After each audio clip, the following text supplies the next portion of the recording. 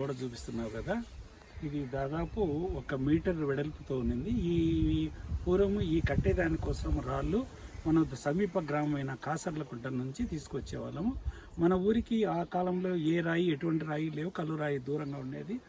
ఇవి 1 మీటరు వెడల్పుతో ఆ 300 సంవత్సరాల ఇప్పుడు కట్టిన ఇల్లు. ఇది ఇంట్లో ఉండే విశేషం ఏమంటే ఈ రాయికి ఎక్కడ బైండింగ్ కోసం ఒక మట్టి కానీ ఒక సిమెంట్ కానీ ఒక గారత ఇసుకతో చేసింది కానీ వాడలేదు.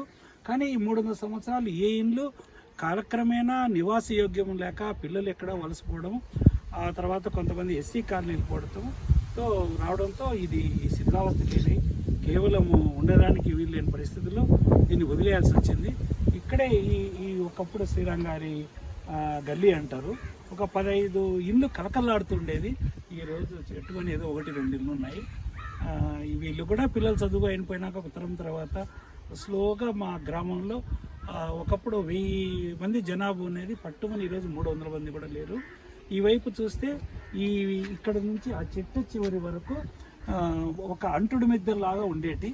ఒక ఇంటి మీద ఎక్కితే ఆ ఇంటి వరకు ఎండు పోయేవాళ్ళం. అది ఆ రోజుల్లో ఒక గోడకు మనకు కలిసి వస్తుంది. ఒక రైలు పెట్టెలాగా కట్టేవాళ్ళు. దాంట్లో ఘాటిపాట అనేది పడుకోవడానికి అక్కడే, ఘాటిపాట చూస్తూ పడుకోవడానికి కూడా అక్కడే, రాత్రి అంతా చూసుకునేవాళ్ళు. ఒకరికొరికి సేఫ్టీ అనుకుంటాను. చెట్టు చూడు, ఇక్కడ నుంచి అక్కడికి 15 ఇళ్ళు ఉన్నాయి. దాదాపు ఇక్కడ 50 మంది నివసించేవాళ్ళు. ఈ అంటుడి మిద్దెలు కూడా కొన్ని కూలిపోవడం, వీళ్ళు అనంతపురం చేరిపోవడంతో ఈ ఇండ్లే కూలిపోయాయి. సో అక్కడక్కడ 4-5 ఇళ్ళు ఉన్నాయి. చివరికి ఇవి కూడా ఏమవుతుందో చూడాలి. సో ఇది తర్వాత ఇక్కడ నుంచి చాలా భాగం వీళ్ళు వచ్చేసి ముస్లిం ఏరియా. ఇది ఒక 6 కుటుంబాలు ఉండేది.